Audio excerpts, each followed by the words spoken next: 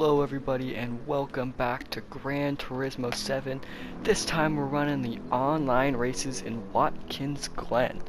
So as you can see, we're running the M6 GT3 Sprint model today. It is on the top of the leaderboard. Yes, I'm a simp for the cars on the top of the leaderboard.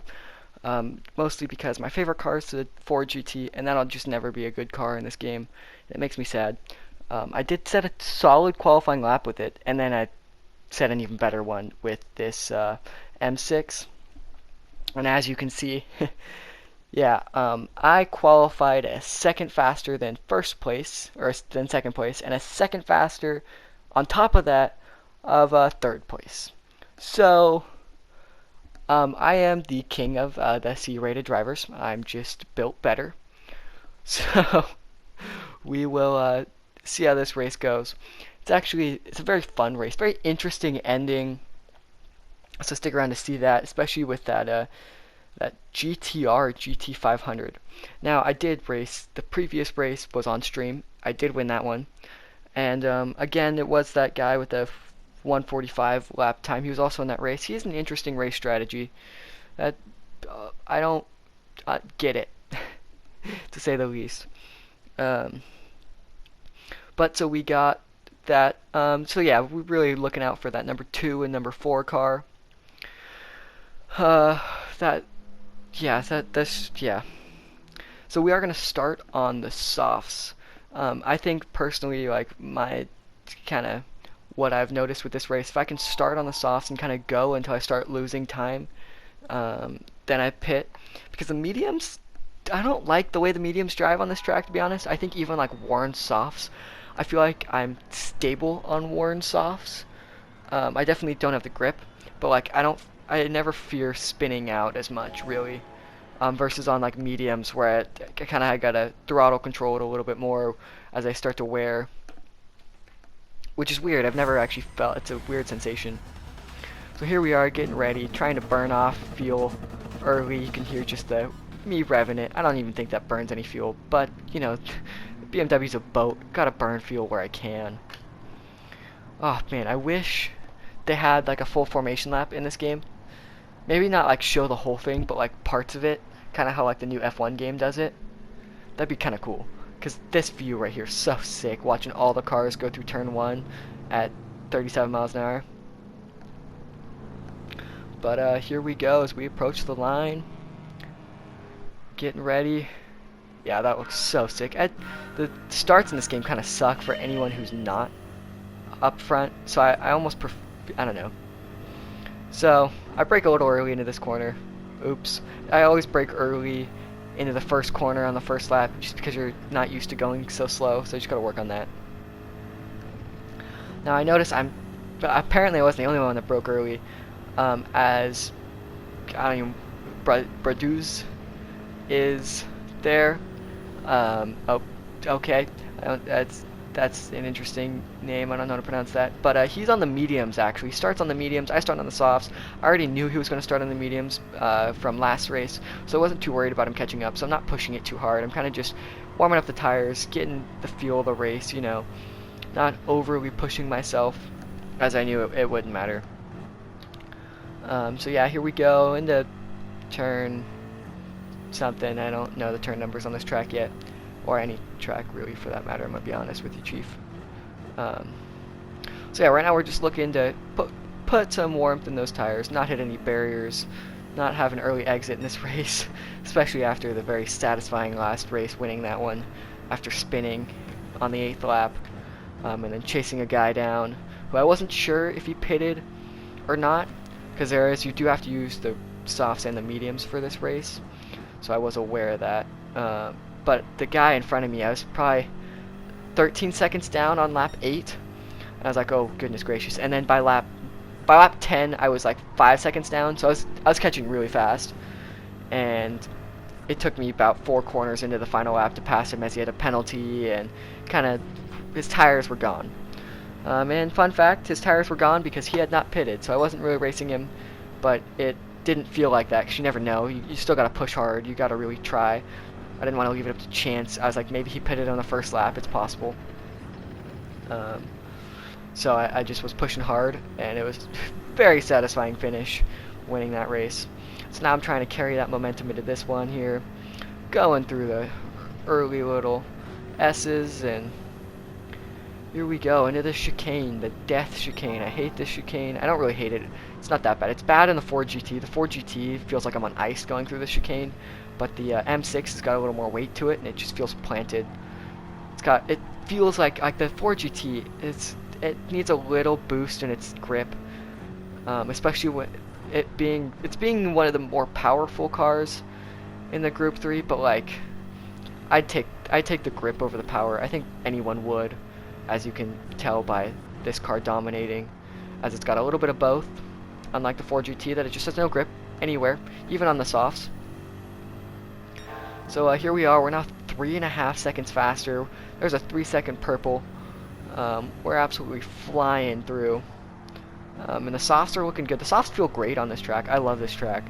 I've been putting so much time into it the last couple days. Since it came out, oh, that's a misshift. Oopsies. Try not to spin out in first gear.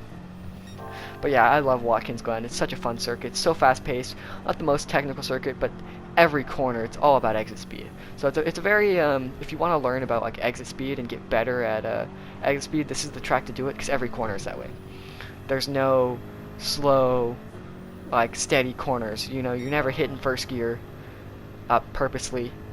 You know, purposely, of course, because your boy tends to hit first gear. I guess technically purposely, because I hit it, and then I'm like, oh shit, that's not what I want to do. So yeah, here we are now on lap 3.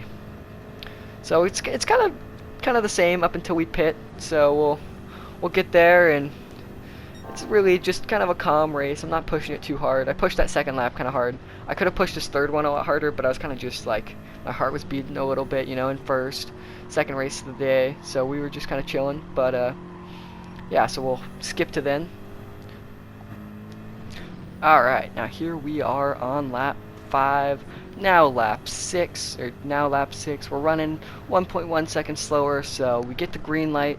Box at the end of this lap. Our softs are pretty worn, but now you see we're 7.9 seconds, 7.5 seconds. It depends, you know, it varies. He's faster in some parts and faster in other parts, but now up to 8 seconds quicker than the car behind. And that is the Brazilian Heber, and you'll notice Braduzzi is in third, excuse me. So now we're flying through the chicane, a little 2-tap break in, not super fast out of it, just trying to get a good in lap, trying not to spin. You'll notice a lot of people already pit that lap, but we're trying to out it a little bit more. No need to pit early, especially if no one behind me is pitting. I don't really want to put myself into traffic if I don't have to. So trying to be not the last one to pit, but pitting with the people behind me.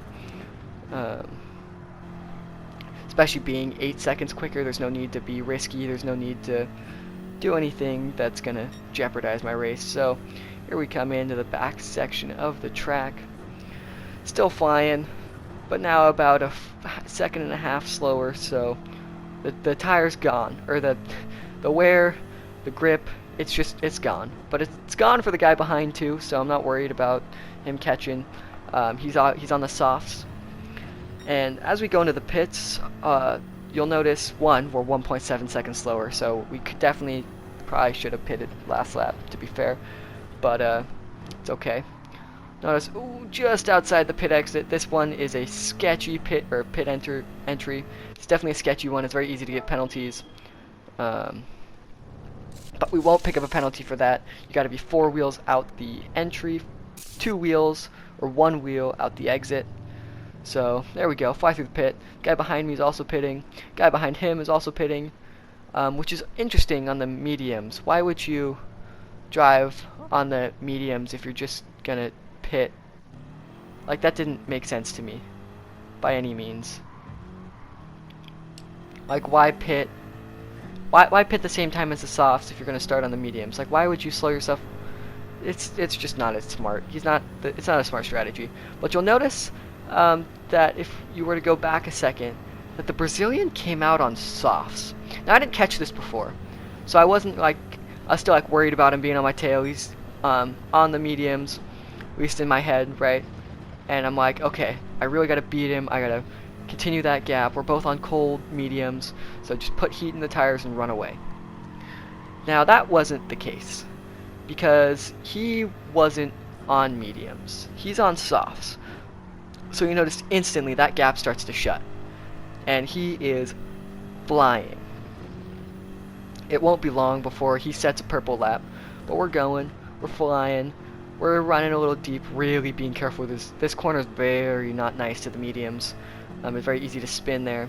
So just taking it slow, not pushing it on our out lap, just kind of trying to keep the distance, but that our gap already shrank a second on the lap one, or on the first out lap. So we are now over a second. Oh wait, I lied. Nope, now it's up 3 seconds because he spun out on softs. On the corner that on cold tires is, I'm telling you, it's a death corner. And if it weren't for that corner, he probably would have shrunk that gap a lot quicker. So thankful that the guy is pushing hard and spun out. Very, very thankful, because who knows what would have happened otherwise. But now we're going. We're not really trying to set a fastest lap. I know I'm not going to set it on mediums. I'm just driving safe. Nothing to jeopardize my race. I got a 10-second lead, and I still think he's on mediums, to be fair. So it's not until a little bit where I think maybe he's on softs, but we're going. We're flying. It's now lap 8, and it's kind of just the same old for this race. So we'll kind of cut to where we get to some problems.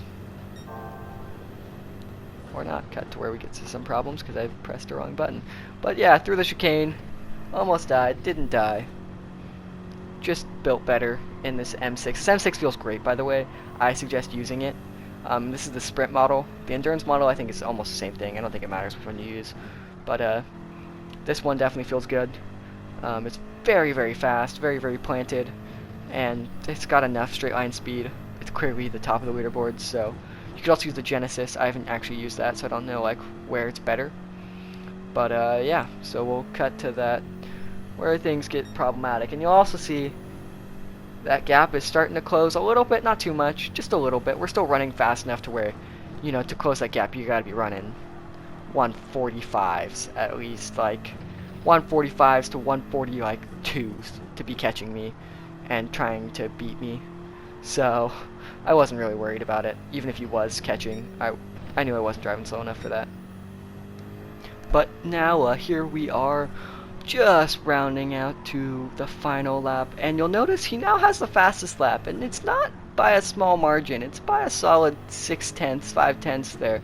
So now I'm like, okay, well, I don't think he's going to catch up 7 seconds in one lap, but I knew I had to be careful. I knew I couldn't spin. Now the nice thing is he's on softs, so his tires were wearing. He wasn't going to catch, at least if I didn't spin out.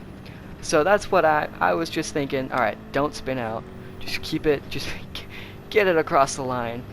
1 lap to go. Don't bottle it now, alright? Just no bottling. So we're going through the chicane, getting ready for the chicane. Get near the 300 board. Hard on the brakes, and then just safe on the brakes, not going too fast, except I actually pushed it a little harder than I would have liked. Almost died, but we didn't. We're chilling. And now we're going here, trying not to get any penalties, trying not to pick anything up, and we are losing him a little bit. So his tires are definitely wearing, he's feeling it, he's driving slower. Luckily, we are not. We're hard on the brakes, right at the right braking line. Don't spin here. I'm so light on the throttle through that. Didn't put the throttle down until I'm practically going straight. So now we're just going through. He's actually catching through some of the corners. It looks like he's braking early and then not getting a lot of exit speed. Don't do that, just judging by the time deltas. But he's now 9 seconds behind, so it looks like he spun again on the death corner. Or it's slid it out. That's really just... That's the corner you just need to be careful in. It doesn't feel like the hardest corner, but with the elevation change and how slow you're going, it's very easy to spin out. So don't do that. We come around the final corner in first place. And with that, that is our second Watkins Glen race in online and the king of the C-rated racers. Let's go. And as soon as we see, oh no, there's a 1-minute penalty. He changed to softs twice. Oopsies. I mean, if you're gonna pit, you might as well put on mediums. Take my fastest lap. That was rude. I wanted that Grand Slam. But anyways, that was that race. A lot of fun. Kind of a boring race. I wish it was more, I wish I had some higher rated C-level people, because there were some D-rated people in this race. It was weird. But anyways, thank you for watching.